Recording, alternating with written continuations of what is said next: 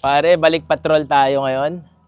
So, may nabili tayong short wheelbase ulit na patrol. And since nakuha natin, though maganda na yung pintura, maganda yung interior, may mga minor pa rin tayong ipapagawa. Siyempre, sino ba ang mga patrol specialist? Nandiyan si Kuya Ronnie Deiro.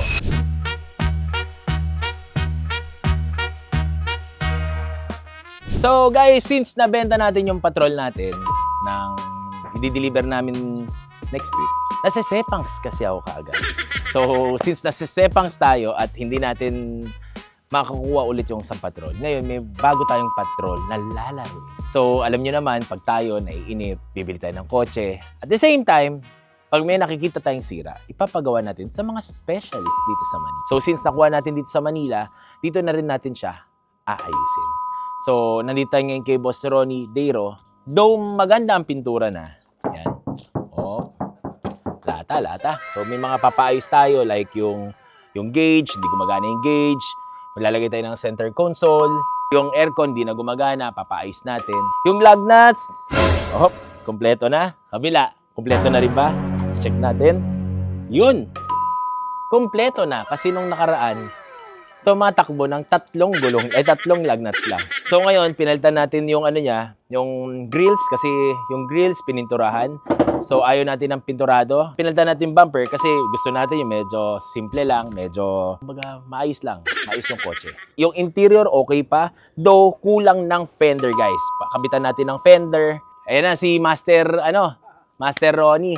Ano yung mga nakita natin kuya na na sira ng kotse? Yung offer ko sa'yo, since kasi ito, dating right hand drive. Meron tayong donor. Yung firewall, gawin nating left hand drive. So magkano naman yan kuya? Gastos na naman. Pag ito kasama ko, yung green na gate, pag nakita yung green na gate, kulay pera na naman yun, kulay gastos na naman yun. Ano bang pag nagkaibahan ng pag sinabi mong right hand drive, paano mo masasabing right hand drive? Eto, makikita mo, yung doon nakalagay yung mga yung wiper. Dun sa kabila. Oo, kumbaga, kinonvert to from right hand drive to left hand drive. So ililipat natin, bibili natin yung yung donor mo, sa may donor mo. Oo. Lilipat natin dito. Gusto ko kasi pagka bumuo tayo ng ganitong kotse, gagamitin na lang ng customer. Kumbaga ayaw natin tipirin yung mga ganyang bagay. Kasi nga, para pag dumating sa kanila, maayos na, di ba? Parang konti na lang. Kumbaga, kung along the way, kung ganitong kalumang kotse naman, talagang meron talagang sira. Pwede na natin siya talagang local. Magiging 12 volts na rin. Talaga? Pwede na siya maging 12 volts. Oo, kasi yung harness na ito, Lilipat natin. lipat natin dyan. Para Mga magkano abutin ko? Mahal naman? siguro mga less than 100.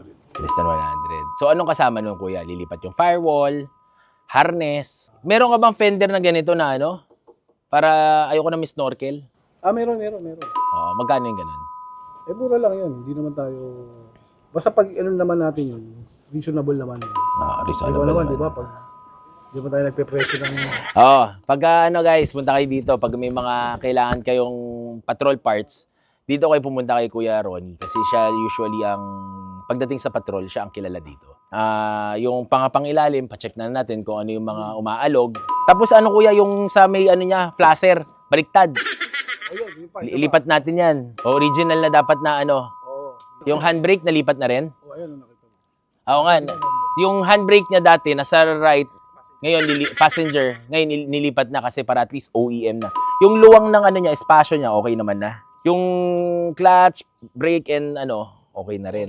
Ayan, pantay na kasi nung nakaraan, hindi pantay. Pang ilalim, check na natin.